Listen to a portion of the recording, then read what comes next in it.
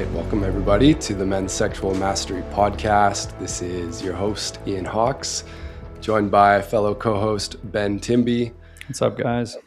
And today we're blessed with an awesome guest, Mischa Byruck. Welcome, Mischa. It's great to have you here with us. Totally. Thanks for having me, y'all. So Mischa is a men's integrity and accountability coach, working at the intersection of sexual ethics, harm prevention, and repair.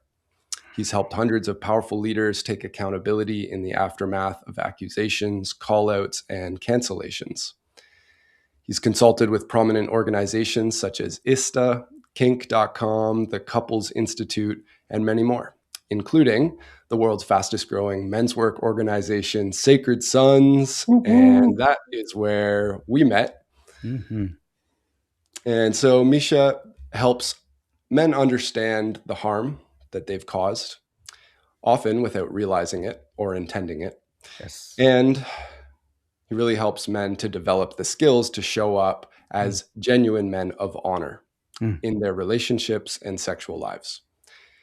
And so we at Men's Sexual Mastery are honored to have you with us here today, Mischa.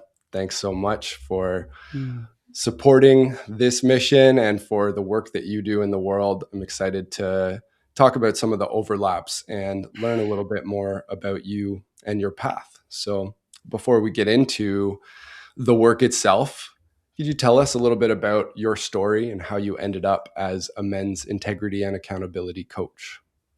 Yeah, thanks so much for having me again. And sure, I'm going to give you the short version. But I've been doing this work for about 8 years full time.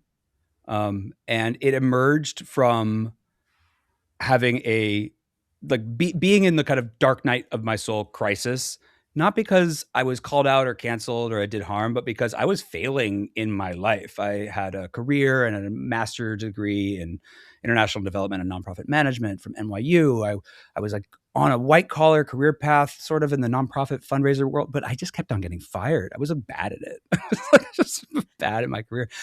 And I was difficult to work with. I was difficult to manage. I was clearly like in the wrong space, in the wrong role for myself, et cetera. So I got fired from my last actual job and found myself on the path of like self-discovery and actualization that I'd been putting off in order to try to keep up with the Joneses. I became a coach. I got connected to my body for the first time. I started doing men's work for the first time, and I discovered the San Francisco sex positive world for the first time. And all of this was happening in 2017 as Me Too was hitting.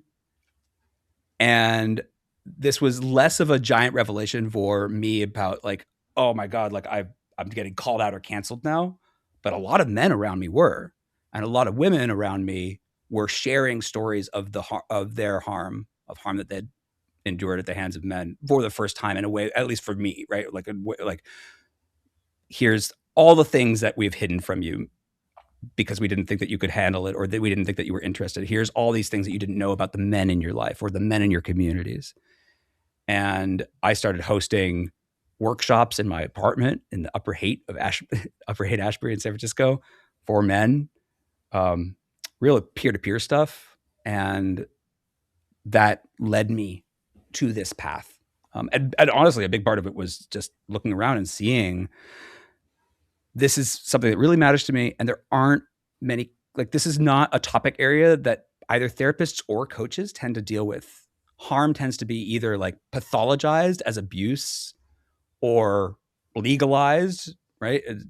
We only care about it if it's in the justice system, or therapized, I guess, as like, oh, let's, it's all just people feeling, and let's just like it takes two to tango, and let's talk about our feelings.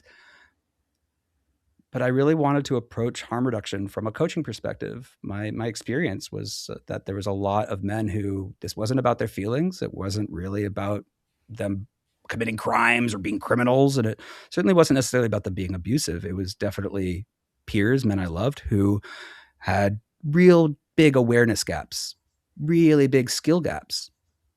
And yeah, consciousness raising, awareness, skills. That's teaching and coaching stuff. And that's what I'm really passionate about, teaching and coaching. Anyway, that's what I've been doing for the last 8 years. Yeah.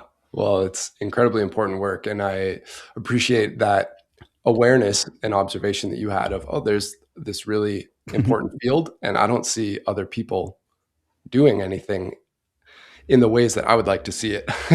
So Mhm. how Yeah. can I help fill that void? That's a little Mm. bit about what I'm hearing. Does Mhm. that feel true? Yeah. Yeah. Noticing like, I know that sounds so weird, but like a gap in the marketplace, but like also like, oh, like a gap in like most of the coaching world, especially for men, is about making the capitalist wheel spin faster, right? I mean, like get more. I mean, you must encounter both this, right? It's less about self awareness or self actualization or a reconnection to humanity. Most of the coaching world is get more women, get more money. Mm. Like that's Mhm. because that's where the money is. If you want to be a successful coach, like it's like for men, you help them get more women or make more money.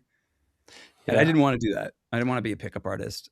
Hmm. You know, I'm not And it, particularly good at business, you know, and so I was like, this is not my area, but I was passionate about working with men. There was such big skills gaps around Hmm. not just like harm reduction, awareness of our own power, uh, the impact of our words, the ways that we approach repair, the Mhm. ways that we approach prevention, the entire field of accountability. And let me tell you, like the best minds that I have found in this field have not generally, frankly, been men at all.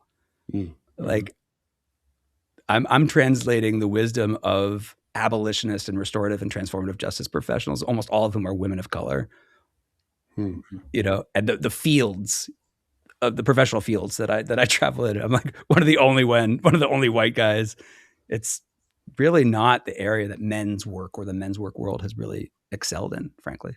Mm. And really just wanted to acknowledge that, Misha, that you are the role you've taken on, and just being, this is such an edgy space for men to work in. And before we hit the record button, you were sharing a little bit personally about just the associations sometimes that can Mm. happen when you're in this work and you're, coaching men who are considered monsters or men who have done terrible things, and you're attempting to bring them back into right relation and into repair. So I just wanted to also outline, just for this conversation too, for men who are listening in, this conversation can apply to you whether you're a man who's committed Mm. harm and is looking for repair, or if you're a man who's proactively trying to just close that gap that you spoke to, Misha, and just catching ourselves before we create any sort of unconscious or conscious harm. So, yeah, I Mm. was curious to hear a little bit about, opening things up into the space of men who have committed harm.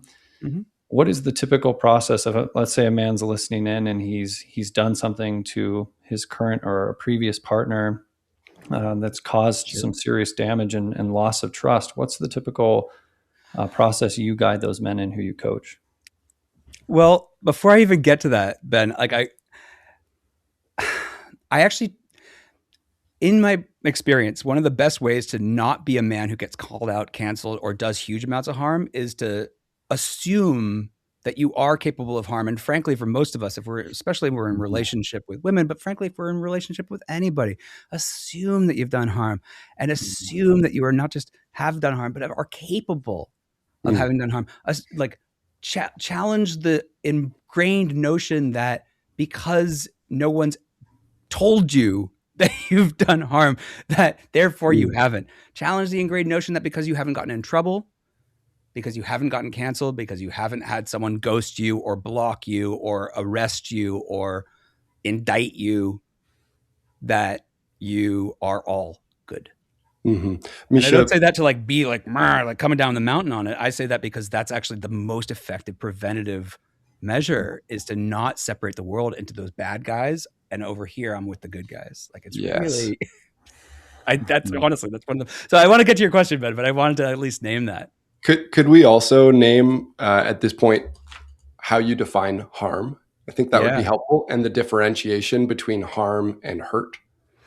Well, I mean, the jury's still out. Like a lot of people don't have agreement on the differentiation, although I love that question. The loose way that I differentiate is that hurt is inevitable. while harm is preventable, harm tends, right? And again, like people use these words interchangeably, and I'm not going to tell people not to use words that they feel are right for them. Like I don't like really want to be word policing. I think we, you know what I mean? But like I use that word harm very intentionally when it's, hey, this is the kind of stuff that like is radically out of your integrity, tends to be stuff like around betrayal, abandonment, you know, deep violations of my own integrity is where I know that I tend to have done harm. And harm tends to be the stuff that lasts, that's really, really difficult to forgive or to repair. Harm tends to be this, the kind of, you know, trauma would be a kind of harm or a form of harm. But hurt, I really feel like we hurt each other all the time. Like it's really, really, you can't go through life without hurting people. You can't, right? And sometimes like hurt is often the pain that someone experiences. This is very, very general, but hurt tends to be the kinds of experience, the pain someone experiences when I've done or said something where I'm totally in my integrity. They just still might be hurt, right? A great example of this is rejection, right?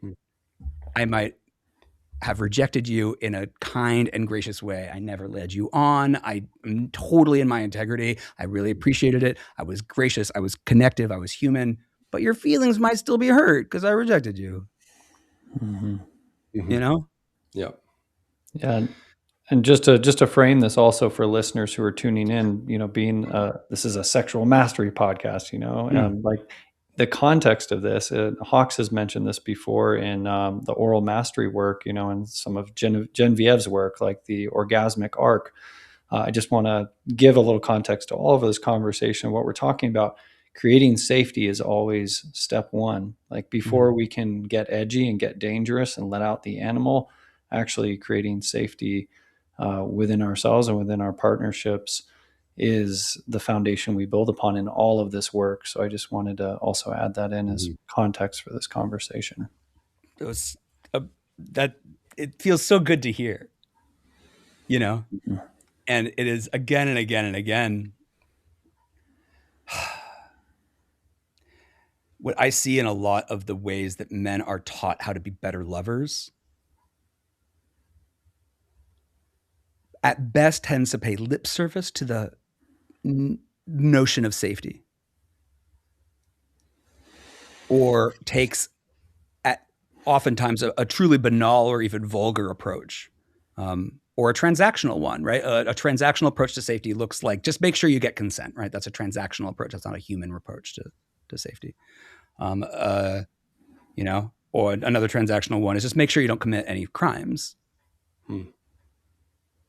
Right? Which is a pretty low bar, but where a lot of men live, frankly, it's like, what? I'm fine. Like I didn't. Mischa, you know? what's the next, moving beyond transactional consent? Yeah, sure. What would you say what's the actual upgrade here? I use a framework called ethical intimacy, where consent is one of 6 pillars. And the other pillars are power awareness, right? Noticing the ability to notice, name, and navigate power dynamics, understand like your own physicality as a power dynamic, race, whose apartment you're at, who has more money, who wants the relationship more, et cetera, power awareness. Trauma informedness, right? The ability to recognize trauma responses in yourself and others. There's so much harm that happens because trauma responses weren't recognized or weren't honored, where consent might have, in any kind of understanding of consent, have been present at the same time. But harm still happens in part because the yes was from a fawning place, or the yes was from a freezing place. The yes was out of fear, you know, and like, or like she froze up in the middle of the sex and he didn't know enough about trauma responses to recognize, oh, like that's a problem. Yes. Does that make sense? So I see this in my practice, right? I see a lot of harm that like isn't necessarily a technical consent violation, but like people are very, very harmed. Right. The next step is attunement, which I'm sure you guys talk about all the time, right? Like reading body language, breathing, being with your own body, being able to be with your own body, being able to notice when your agenda comes up, your agenda to be hard, your self-consciousness about not being hard, your agenda to get, to penetrate, your agenda to give her an orgasm. You're right. I talk a lot about the blindness of the benevolent agenda. Yeah. So attunement, presence, right? I'm sure you teach all this, right? We have a whole module. And again, because I'm like a harm reductionist, I frame so what you important. guys, I'm sure, teach in general. I frame all that as not like how to have good sex. I talk about all this is harm reduction, like how to not do harm. And right? Mischa, could we hear the rest of the pillars? So there was power dynamics, power awareness, nervous trauma system informedness, response. attunement. Yep, attunement. Right. Consent is one, right? Obvious. And there's all sorts of ways to do consent more than like, is this okay? Is this okay? Is it cool if we, but like I have a whole practice that I teach called rolling out the red carpet for no, which is a way of making the woman that you're with, or making the person that you're with, having it be a pleasure for them to tell you stuff you don't want to hear. Not just, right, tolerating their no or asking and then accepting their no, but making it joyful to be a no to you. Do you interact with people such that it is a joy to be a no to you? Yeah. So there's all sorts of practices that you can do to elevate consent, how you ask, et cetera, et cetera. Then the other two are, one the kind of the big area of communication. Just there's so much, right? And I would like group honesty and transparency about, I see a lot of harm, for instance, about men who technically got consent, but like misled.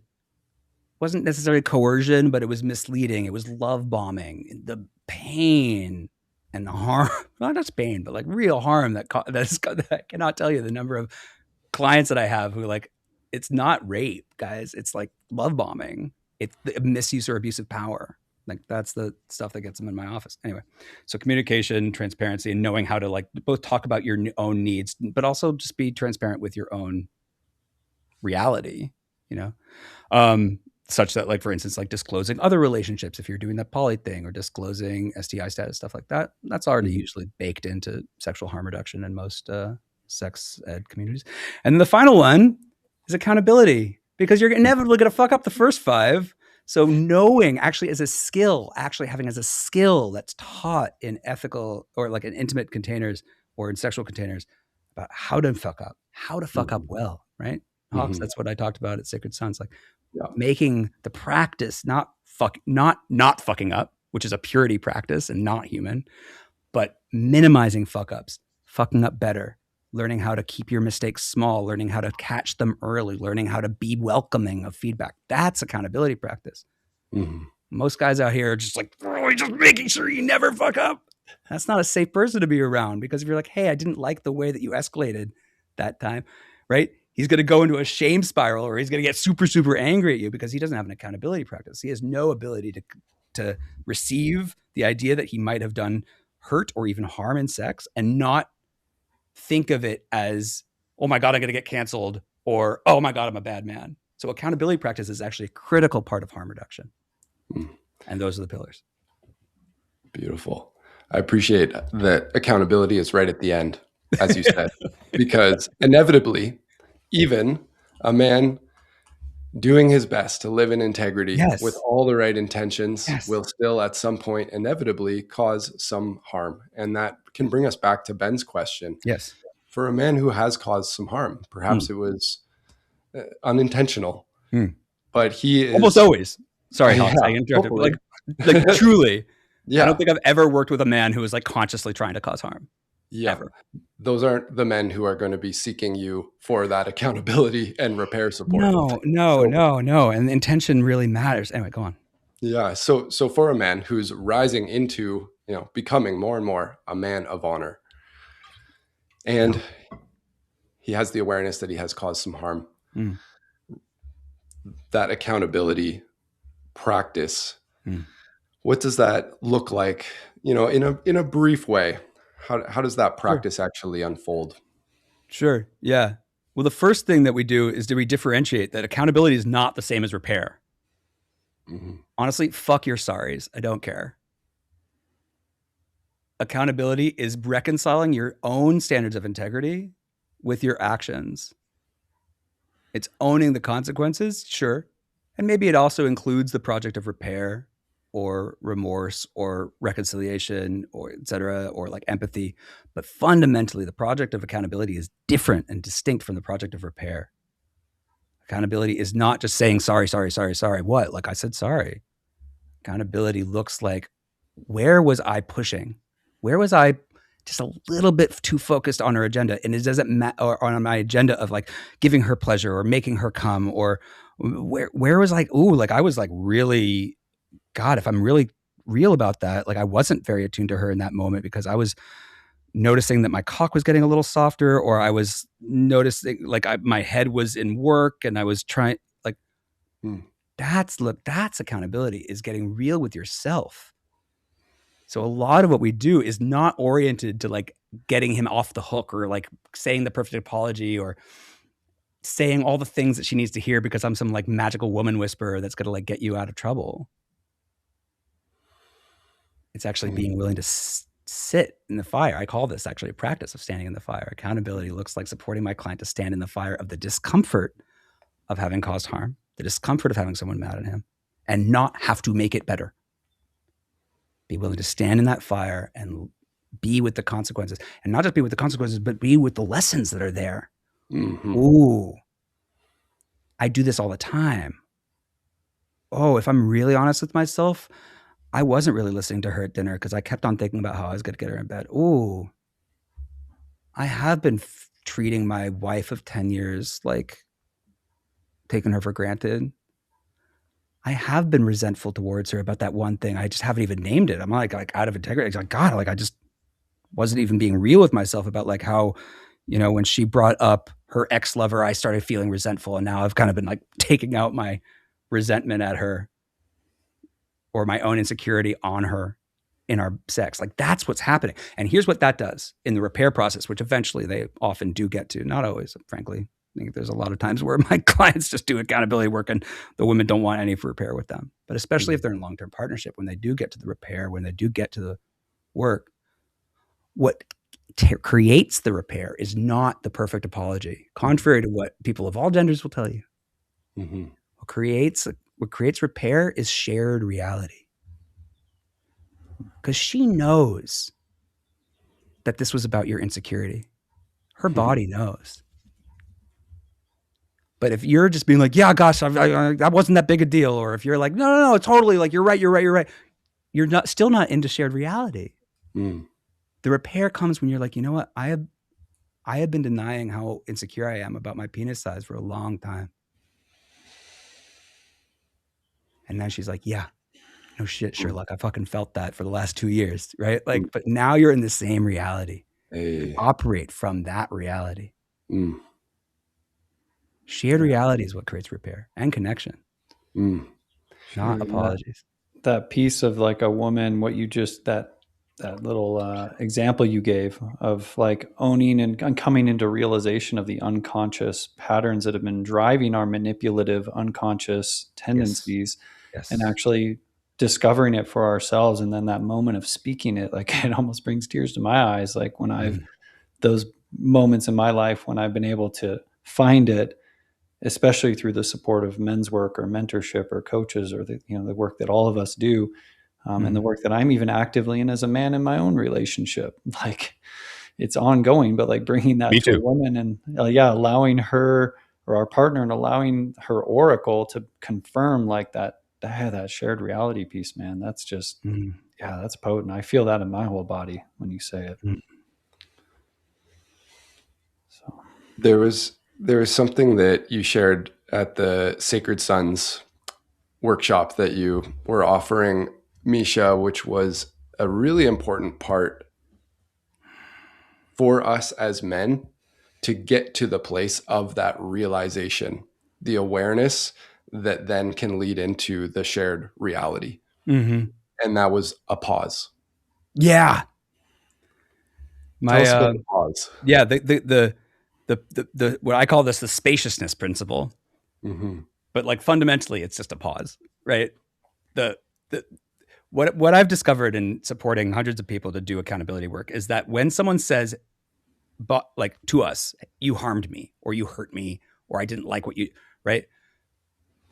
Every part of our body goes into defensiveness, fight, flight, trauma response, you name it. We're in trouble.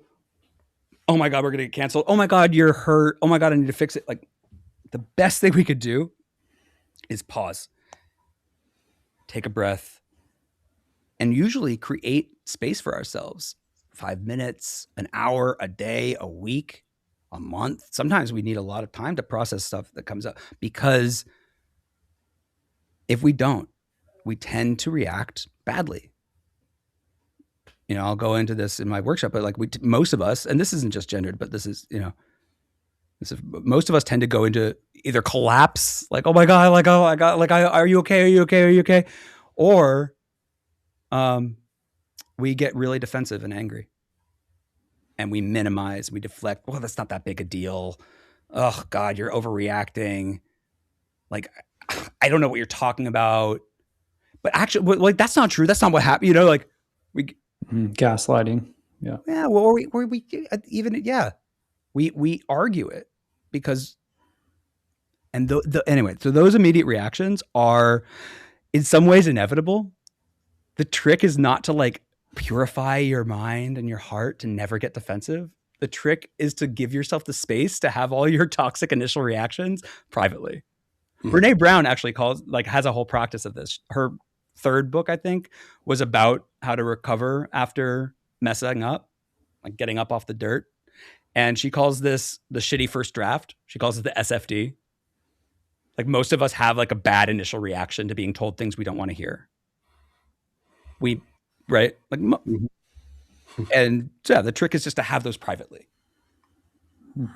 And to have and so this is a practice that everybody can go home and practice, even for small things. When they say, hey, didn't load the dishwasher, the practice is, thanks for letting me know. And then be like, oh God, they're always on my ass. Jesus, like, you know what? Well, they didn't clean the kitchen, or whatever it is. Like, all of the deflective, minimizing reactions that you were going to have, just have those privately. And then that gives you the space to like orient to your own integrity and to be like, okay, what is the lesson for me here? It is not win the argument by pointing out to them that they're not doing their jobs either. Although there might be wisdom there about how you've been developing resentment towards them for not cleaning the kitchen. So that's why you're not loading the dishwasher. There may be lessons for you. But but the spaciousness allows you to get past all that and get to the clarity. And ideally, especially, and this is what I coach people to do, is orient that clarity to your own integrity, not to winning an argument, not to being right, which is very difficult for me because I really like being right. But it turns out relationally, not the best move. Yeah. And would you say the role of another person, and taking, like, I know for many of us in our community, and from my personal experience, like having accountability and brotherhood and men's groups, coaches, mentors, in my experience, it's very rare that I've been able to actually work through that in isolation. What are your thoughts on that? I mean, I think everybody has their own process method, and I think there's a real subjectivity to what works here. And I'll just say, like, I have seen men's groups that are not just neutral, but actively unhelpful or actually even more harmful, right? The classic, I got together with the guys and I told them what I did, and they were like, it's not that big a deal. What are you talking about? Right? So you could, ironically, you could very easily reinforce your own self-righteousness or your own sense of victimhood by talking to your friends. And I really do see this all the time. Yeah. Great point. Right. So I don't necessarily believe that like just like talking to your friends leads to accountability automatically. I think the trick, for instance, is to be like, I'm interested in seeing what there is for me to see. Can you help me do that, bro? But if you start off with like, she's overreacting, right? Or even that energy of she's probably overreacting, he will likely reinforce that. That's what I've experienced. Speaking for myself personally, I have multiple overlapping and redundant systems of support to like help me see shit that I don't want to see. I don't use the phrase keep me accountable because I don't like the idea of externalizing or outsourcing accountability in general. One of the kind of truisms, especially the transformative justice world, is that like no one can hold us accountable. Like fundamentally, like I'm accountable to myself, or I'm not, or I'm just like walk through the world getting away with whatever I can. I'm accountable to God and to my own standards of integrity. But I do have a lot of people that I go to for support, which I think is a much more like empowered, active, and agentic way of thinking about this. And people who I've set up structures for myself that support me, including disciplined structures. But I don't rely on my supervisor coming after me or hassling me. I just don't think it's that trustworthy. Mm-hmm. But I do have a supervisor, and I've set it up so that like if you have a problem with me in my practice, you can complain about me to my supervisor, and I've empowered my supervisor to stop me from working, stop me from teaching, if they deem it appropriate. I have multiple supervisors, so I have redundant layers of that system that I've proactively created for myself.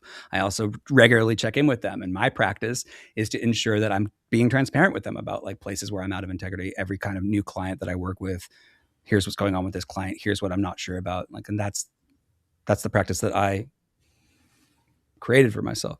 I also have a therapist where I like can outsource things. I have men's group. I have a coach. I have a psychiatrist. I have a spiritual advisor and a rabbi and 2 different men's groups that I'm a part of. And, people who I could co-regulate with and cuddle with, and friends who I trust to not to speak truth to power, but tell me things that I don't want to hear, who I've built the trust-based relationships where they can tell me things that I might not want to hear, and that I built up a trust with them that they won't get punished for it, or that I won't get angry with them for telling me that. And I have a journaling practice and a prayer practice, and I still fuck up sometimes. I get it right. And I appreciate that you gave the context, the disclaimer before going straight into, having all those systems, that those systems can also be working against a positive outcome and against disintegration, and also, demonstrating how it can be in an aligned way as well. So one thing I really appreciate, Mischa, I just want to say real quick about your approach, and something I've observed about you and our brief interaction so far is something that's so rare is actually meeting somebody who has a foot in the men's work realm, or the coaching realm, or the conscious community, and also a foot in like transformative justice and like some of these, it's kind of like, to me, a little. Sometimes I find, coming from Austin, there's like a lot of kind of bro energy in the men's workspace, and there can be kind of an inherent conservatism that I found in a lot of these spaces, and like patriarchy unconsciously, because sometimes the Me Too movement and a lot of these more liberal approaches to things can seem at odds, with like men's empowerment and these things. And I love how you weave together and you build this bridge between like a really heart-centered approach and the medicine, that I know is really needed in these spaces. So I was curious if you had any reflections on your role. Yeah, that feels really good to be seen in that way, because it does feel like a reflection of like when I think about myself, like kind of the unique gift that I'm here to give and the unique space that I occupy. So that feels really sweet to be seen that way. Yeah. And I really want to, okay. It is to me one of the tragedies and the heights of irony that the men's work world is not leading the charge in this field. Accountability is the silver bullet. It's not G-spot massage. It's not multiple orgasms. Guys, I'm so sorry. It's accountability. It's what connects us to our humanity, what connects us to our sex. It means no amount of performance will ever measure and lead to the life satisfaction, the joy, the connection, the divine inspiration that accountability will do. Accountability, gentlemen, is liberation. Accountability is everything. And it is such a tragedy to me that the men's work world is like still subscribed to, in so many ways, a punitive carceral form of justice. Like I talk to like guys who are like leading meditation retreats who are like, what? If I didn't technically commit a crime, I should be fine. I'm like, oh God, this is so regressive, so anti-human, so like disconnected from humanity, and so incoherent with what you ostensibly are supposed to be preaching or conveying or transmitting with your energy, like a meditation teacher. And I see this not just in Austin, although frankly, I think you're right. There's like a strange confluence of patriarchal men's coaches, but everywhere. I worked with European gurus who display this again and again. So, but guys, I think we should. The point is reconciling these two narratives. Like I think it is entirely possible to be like a deeply, deeply empowered, masculine, even frankly patriarchal, which I don't find as a dirty world, but deeply masculine man who is deeply committed to the practice of accountability. This is not a woke practice. This is not an identity politics practice. This is not it's also not for nothing. I have no interest in implying that men as a gender should subsume themselves, should, contrary to every biological and sociological incentive, give up power randomly, should shame themselves into thinking that they don't have instincts, that they don't have the capacity to be attuned. I think it's one of the most disempowering narratives to do goddess worship, to like engage in I think the false and disempowering and frankly objectifying narrative that like women have all the answers. That so long as we just do what they say, so long as we just close our eyes and listen when they're upset, like we should be all like, no, I think we should be leading in accountability. I think we should be good at this. And I think that there's a lot of times, especially when it comes to these Me Too topics, where men are just like, well, this is just a time for me to listen. It's like, no. Again and again and again, women take me aside and are like, can you get men to actually speak up? Because we're not just like, that's the safest, laziest shit. Is like when we're upset about rape, you guys are just like, no. We want you to be talking to your boys. We want you to be having these conversations privately. We don't want to be carrying the burden of keeping, right? We don't want to be policing men. We don't want to be telling you guys when you're wrong. We want you, right? And again, this is the same thing with repair. Men assume that the answer is apology, but it's not. The answer is shared reality. And really, shared reality looks like us as men caring as much about stopping sexual harm as women who are definitely afraid of it. Mm-hmm. There's yes to all of that. I appreciate your grounded approach to this, Mischa, of not throwing everything about masculinity out and being able to hold both of these realities. Yeah. And actually naming that, no, accountability is the silver bullet. What came up for me with that was a circle back to our discussion around safety, what Ben mentioned about safety as being the foundation of the orgasmic arc. Safety is the foundation from which we can open up to pleasure, to orgasms, to connection. And accountability is a way for us to restore that safety, to restore trust when the trust has been eroded. Mm-hmm. And it happens in relationships. It's inevitable that, like we were saying, there will be some hurt caused. We will make mistakes. And so to not feel the need to have to be perfect, but to understand that there is a framework that we can use to get back into that right relationship where the trust is reestablished, it's restored. And then from that place, safety is reestablished, which then allows the fruition of all of the other blissful states of being in particularly a romantic and intimate partnership. And that to me is so important. And it's something that we see a lot of men in our community who come in long-term relationships where there's a big desire gap. The man isn't feeling met in his sexual desires or what he might call his sexual needs. And I have come to observe that more often than not, there are long-standing patterns that have not been addressed and have not been taken appropriate accountability for. And those patterns over a long-term relationship erode trust, and they dissolve the safety that is the bedrock for the intimacy and the sexual connection that the man overtly is saying he desires. And frankly, I believe the woman desires that too. But when the trust has been eroded, her body will start to close off to that due to the lack of safety.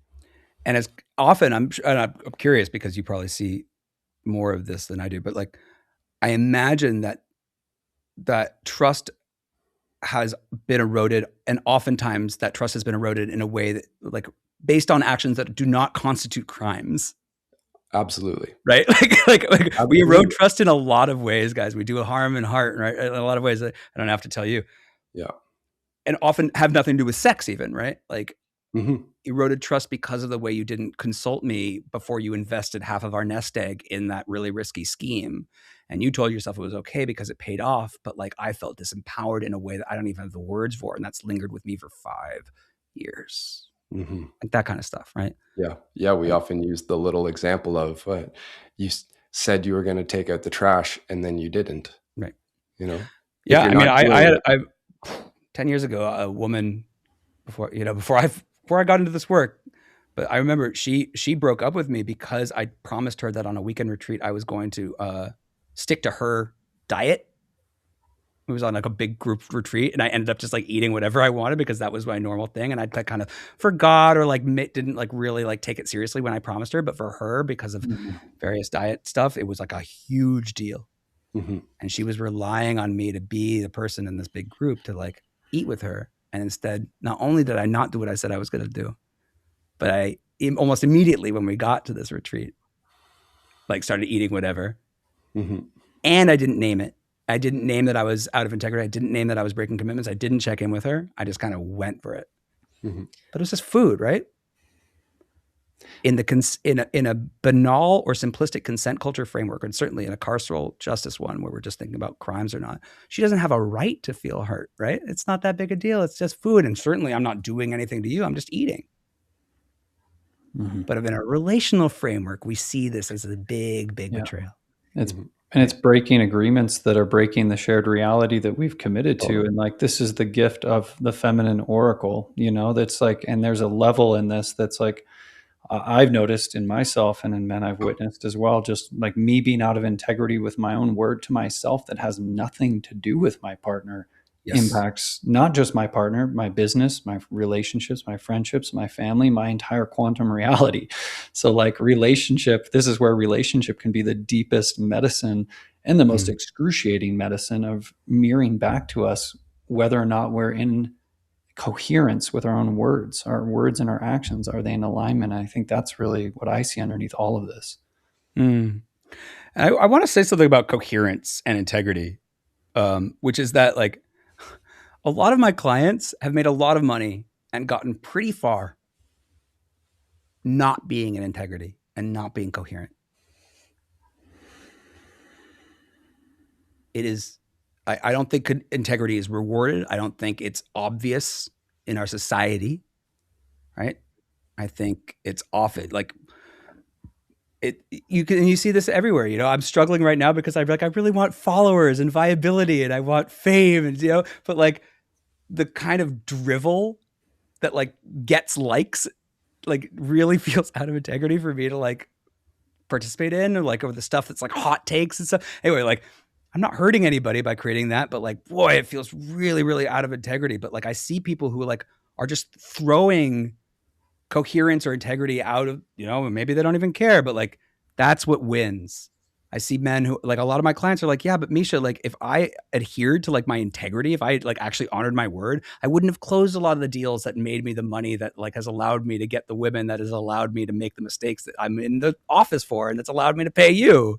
Like anyway, it's not to say, Ben, that you're wrong, you're right.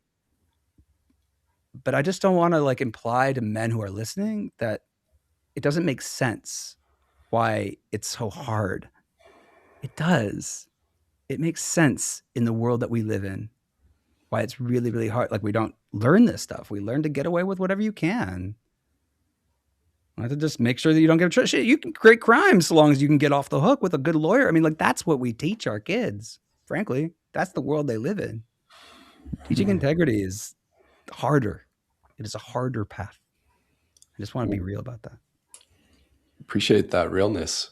What would you say to a man who's maybe listening to this saying, well, well, then why? Why is it worth it to step into this integrity and accountability and truly live as a genuine man of honor?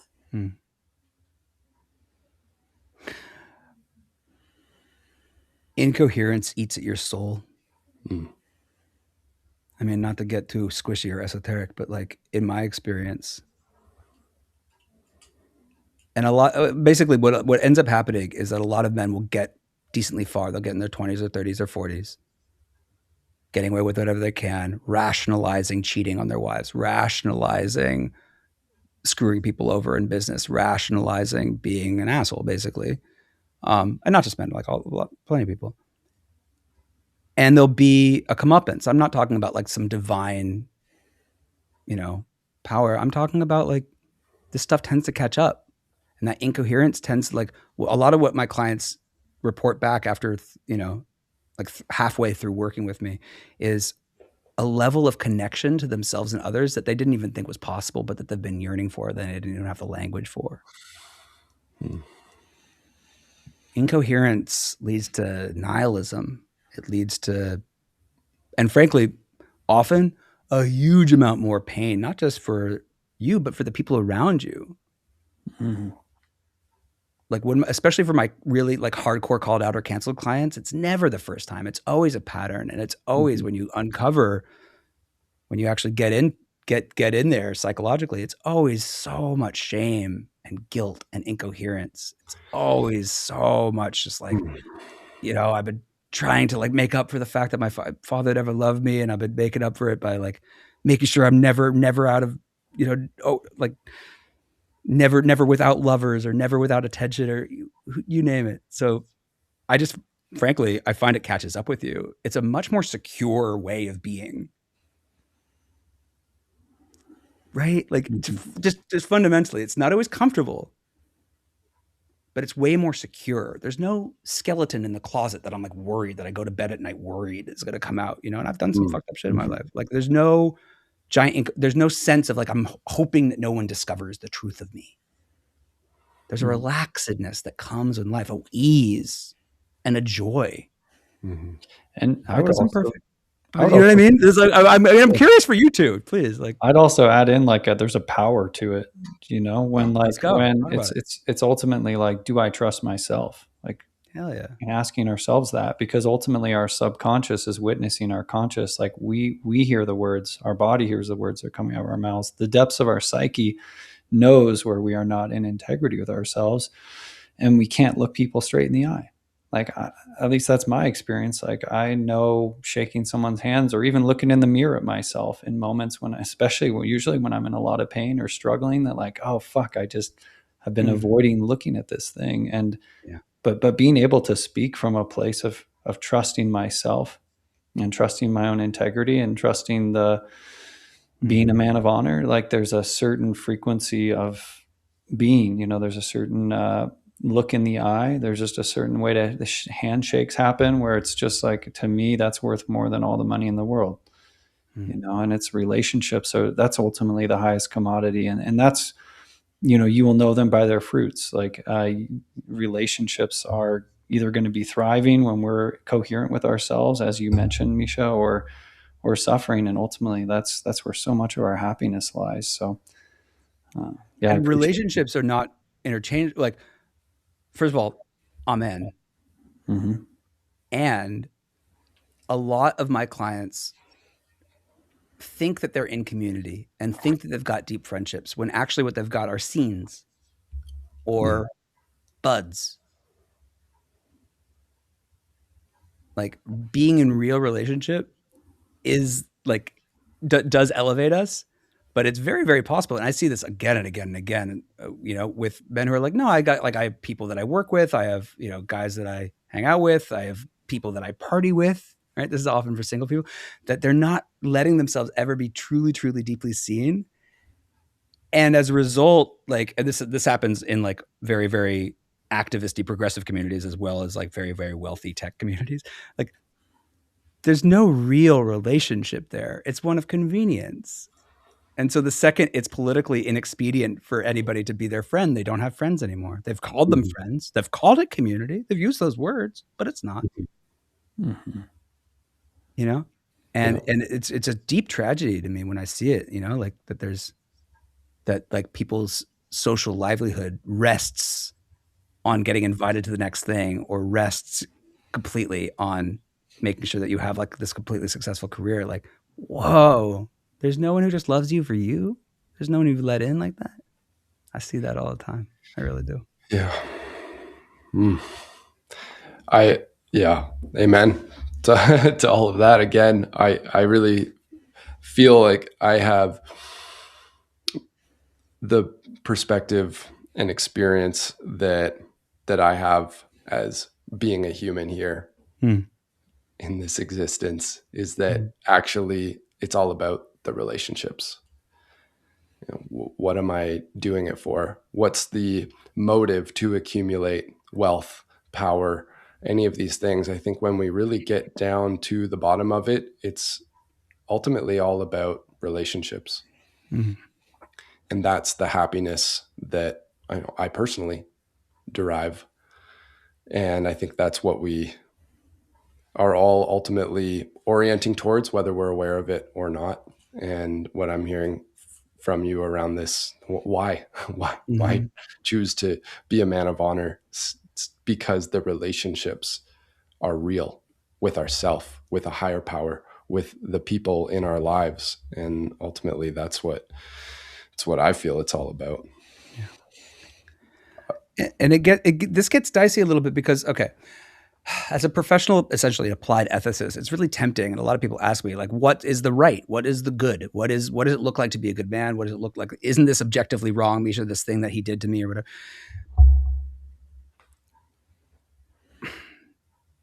In practice, what I find is more useful for supporting men to develop these skills is ironically not telling them what's right and wrong.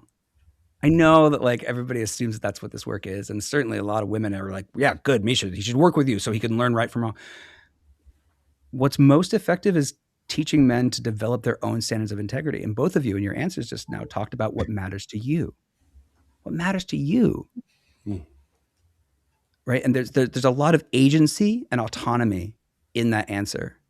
What it reveals is that you've both spent time developing your own set of standards of integrity. And what I see with a lot of men, especially, is that they really haven't. They, even without knowing it, have adopted whatever's around them. And if, right, the standards of integrity of corporate America, because I'm in corporate America, they wouldn't say that necessarily. Or I know that I'm right and wrong based on whether or not my wife's upset or not. Right. But that's not, you can't be a man of integrity when you base your actions off of the standards that other people, your company, your wife, even your friends or your society impose upon you. You have to figure this shit out for yourself. Yeah. And what's scary is what happens. And sometimes what happens is when I support men to really understand their own standards of integrity, the thing they got in trouble for isn't actually out of their integrity. She got really upset that he made a racist joke, but when he really gets down to it, he's like, you know what? That joke isn't out of my integrity. What that tends to reveal is, oh, you're in communities or in contexts where like you may offend a lot of people. And he's like, yeah, I don't care. That's worth it to me. It's like, there are some people who you strip them naked, you feed them acid, you put them in a room full of millers, and they're like, yeah, I'm fine with my life. Even if they're doing things that for us might be really, really, really out of my integrity. Yeah, I would also. I would also jump in and just say, in my perception of reality, there's different people playing different games, and the game we're talking about is honor, which is, we talk a lot about inner authority, even in our community. We're here to support your inner authority awakening, while simultaneously, like, your inner authority could be a fucking, really harmful person that like no one wants to be around. Like, so be it. That doesn't mean your inner authority is good or evil. But I think, Uncle Vince, like, he's a big mentor of mine. He talks all the time, shout out Vince, about, intention versus impact. And like, if we're driving a boat down the lake, that's like our intention, who we think we're being. But occasionally we need that feedback. We need to look back and look at our wake and look what's happening behind us. And when we can learn to align our impact and our intention into coherence of like full consciousness of who we are being, not just in our perception, but in others' perceptions and experiences of us.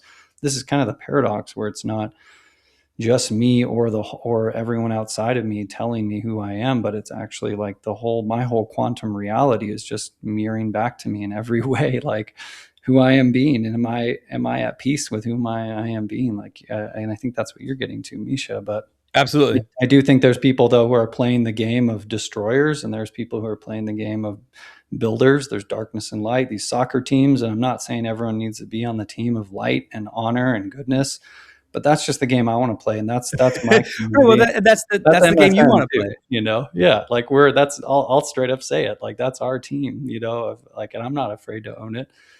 So yeah, just want to add. And there's going to be a lot of like I worked with a man who was like, nothing that I've been accused of are things that if I had done them, which I don't think I did, would be out of my integrity. Like the only thing that matters to me is protecting my wife and child. All the other women that are around me, I don't care. You know, all the other men, I don't care. Like that's my standard. Wife and child, tribal. Yeah. What would be out of my integrity would be not to be able to provide excellence for them. You know? So he doesn't have like the same values as me. And that's okay. Like I talked to another man who I had to kick out of a community because, you know, a black woman said he hurt her and he decided to debate the nuances of racism with her rather than be like, oh, thanks. Like, I appreciate you letting me know. Or like, right. He was, because his value, and I get this a lot in the Jewish community, I mean, I'm a Jew and we love debate and that's a big value. Not every community values that as much as a way of getting to truth or a way of relating to each other, you know? It's healthy and good to discover that the people that you're around maybe don't share values with you, or to adjust your intimacy with people based on values. I think that's actually a better way of being in a pluralistic society than insisting that there is one right way of living. I think it's more empowering. You used a beautiful phrase just now. What is it? Inner authority. Inner authority. Yeah. Lovely. Yeah. Yeah. That's a way. What I don't seek out men who agree with me on like for friendships or for closeness on every single political point. But I do seek out, and I encourage all the women who come to me for dating advice to seek out in the men around them. And certainly I seek it out in people of all genders around me. Inner authority. I seek out people who have taken the time to figure out what they believe. And that I find more trustworthy. That's because ultimately that'll be the source of accountability practice. Otherwise, you're just, you know, you're someone who plays whack-a-mole with the people who happen to be upset around you and tries to make sure that everybody around you is not upset with you. But like, where's your spine? Where is your center? You need an actual standard or a set of values. And boy, that's refreshing and, you know, and exciting and energizing to be around someone who's like, this is who I am. This is what I believe. And that takes us full circle to shared reality, right back to the beginning of this conversation. And that's the basis of a relationship, you know, at least I would say healthy ones or generative ones. So I love the full circle there. And Hawks, I saw you got something else. Well, yeah, I've really been enjoying this conversation, and I'd love to bring it again back specifically to the work that, you know, what we're building with men's sexual mastery. And to take this opportunity to ask you, Mischa, where do you see the overlap between the accountability and integrity work that you're doing and what we're building with MSM? Yeah, thanks so much for asking.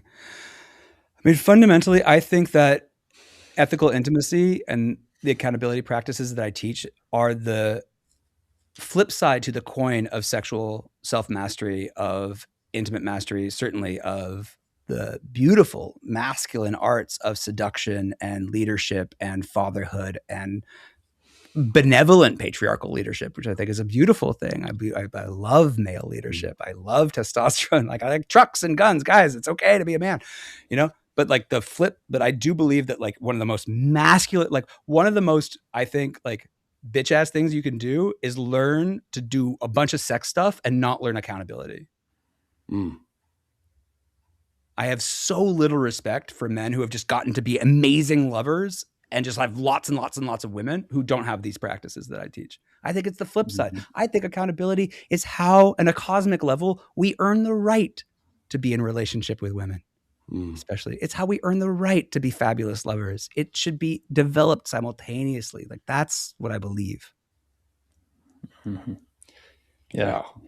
And we're excited to be having you in our community as well, Mischa. Oh, it feels so good to be invited in. Thanks, guys. Yeah, man, I'm really, really stoked that yeah, we've all linked up, and we're going to be, you're going to be bringing a workshop in next month within the Men's Sexual Mastery Brotherhood to be bringing in this pillar, and I appreciate all the medicine you've, cultivated and distilled into these concepts in such a understandable way. Like these frameworks that I sense are really, really helpful. I know even just for me personally in this conversation, there's been so many new lessons. So I know we're coming really close to time here, but we were curious if there was anything else that you feel called to share with our listeners that may have come up through this conversation. Yeah, maybe because I know I can get very intense. This is my response to feedback. Why don't we like take a deep breath and like kind of like imagine yourself showering. We're gonna do it in a sec. In like self-acceptance.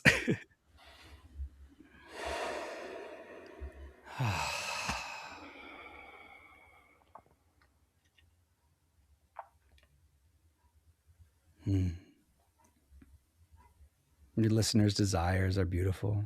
Your listeners' sexualities are beautiful. It is beautiful to be a man. It is right and good and wonderful. And you're doing great. You got this.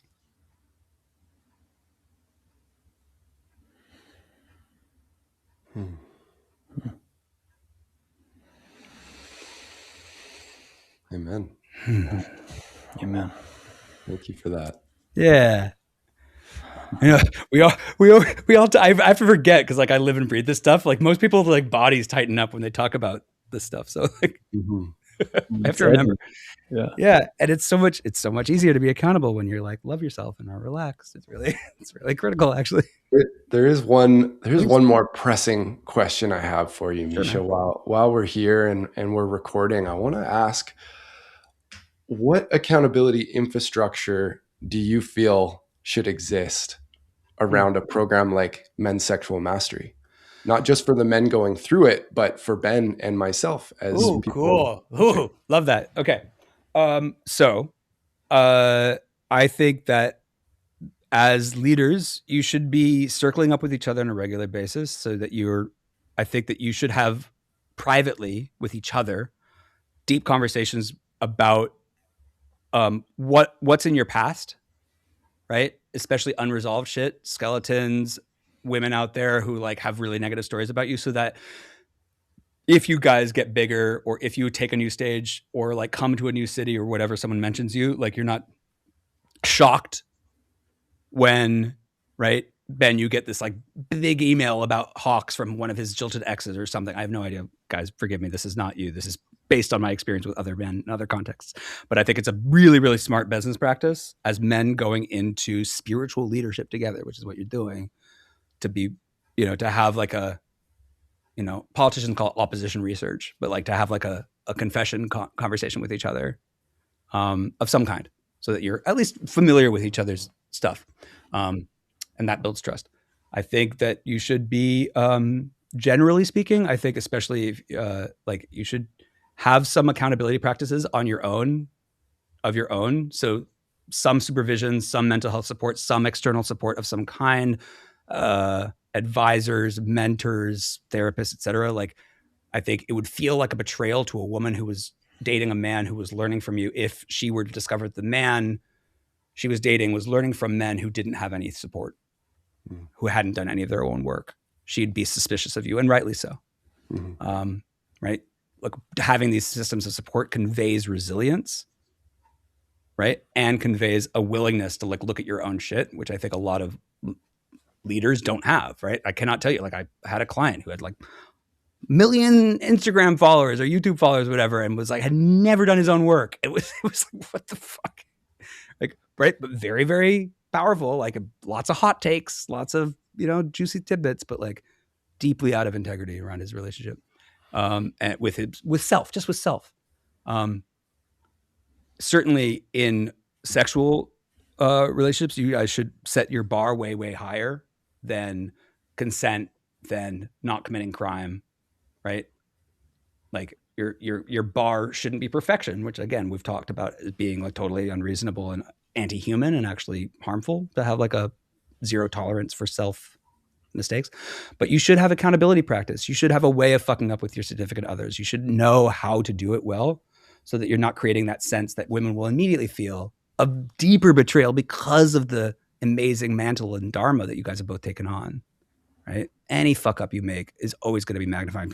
You know, same is true for me because of what you do, because of what you do professionally, because of how you're putting yourself out there now. You know, you're not just another tech douchebag, which she has low expectations of.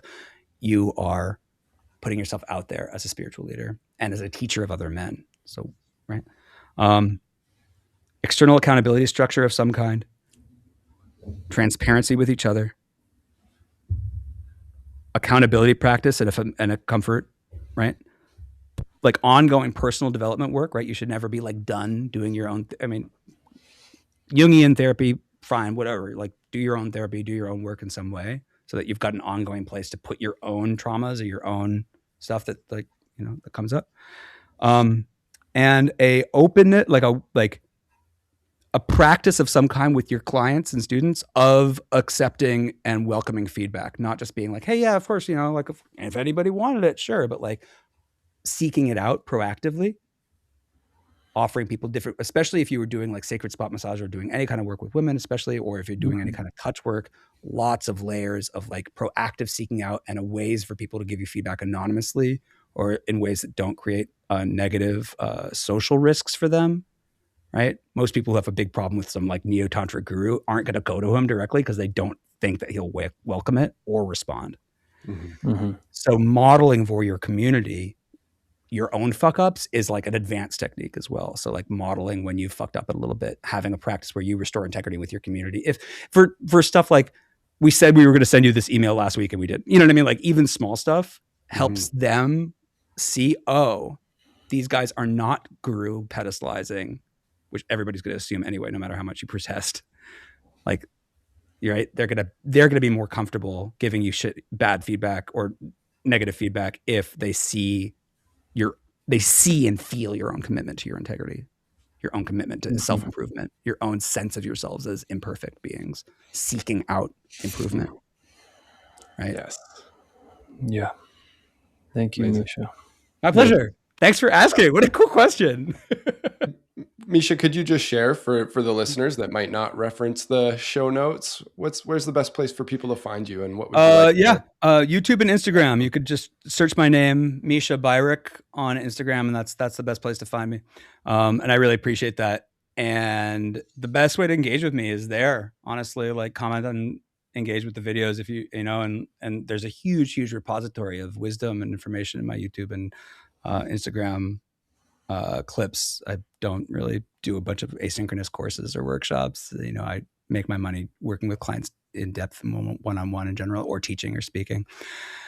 But thank you for asking that. And truly, guys, like it continues to be very, very rare for men's coaches, especially sexuality coaches, to proactively reach out to me and proactively, or anybody in my field, and proactively seek out these skills. So without kissing your asses or telling you you're all good, I want to commend you for doing that.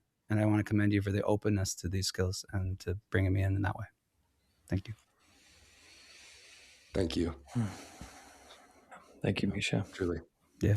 Thank you for the work that you do and creating these frameworks and being a thought leader in this space and having these resources available. So everyone, please go check Mischa out, light him up. And yeah, looking forward to the deeper dive that we'll have in June. So am I. An awesome weekend, Mischa. Thank you so much for your time, for sharing your wisdom and your buoyant energy with us today. Thanks, guys. Appreciate you having me. All right. Blessings, guys. Catch y'all on the next episode, everyone. Thanks for tuning in.